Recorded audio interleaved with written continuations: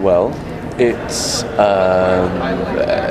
we got a new showrunner in John Scheiben of Breaking Bad and X-Files and other fantastic shows, and he's kind of really grounded the show this year. It's very characterful, and it's still epic, but it's not kind of, you know, there's no big adventures off to the New World or the Far East or anything like that. We're very much in Florence. We're contained, having to deal with our consequences.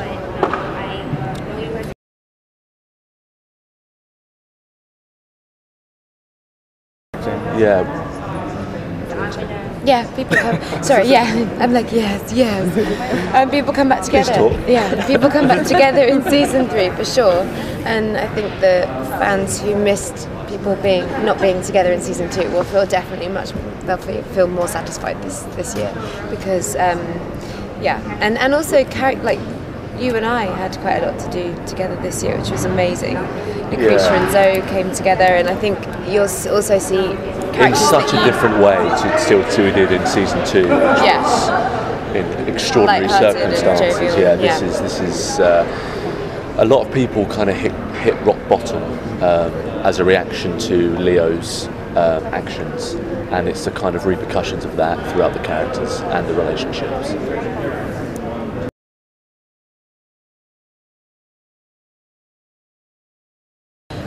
Second season. I know, it's so funny when we're going back to second season feels so strange for us because we're so in the belly of season 3 now that our life is the stories that we're creating in the third season. We pick up season 3 at that pivotal moment at the end of season 2. So kind of episode 1 and 2 of season 3 are essentially a 2-part war film. So episode 1 is a kind of continuation of that finale. Before we really go off into these new directions.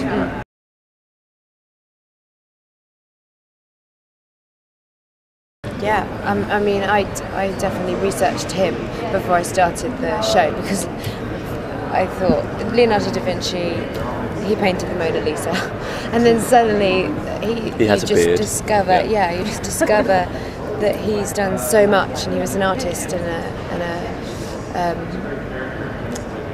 war engineer and an anatomist and all these different things that you didn't realise, which is really fascinating. And I can't remember the question. my character is based on.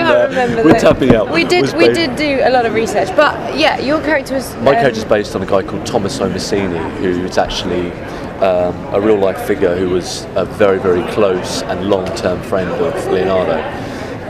And he was actually the first guy to go into Leonardo's glider that you see Nico do in season 1. It was actually Sarasta who broke his leg. So I knew a little bit from sort of David back then. And Lucretia existed. She was a real character. She was there. And then she kind of just then her life just stopped, and we didn't know where her life took her after a year or so. So then the creators just ran with it and developed the character, and she's who she is today.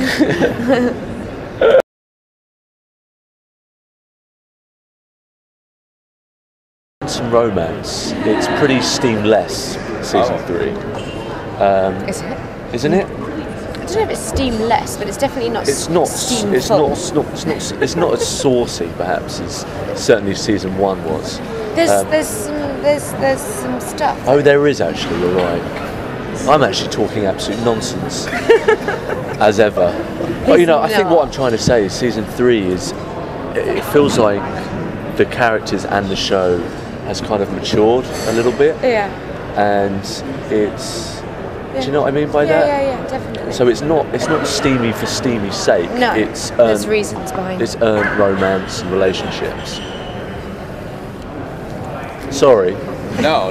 I mean, we're still shooting. I can try and make it a little bit steamy. I mean, that's pressure off you. That means like you don't have to diet as much. Yeah, exactly. In a scene where it's completely inappropriate to be steamy. I'm going to be entirely nude.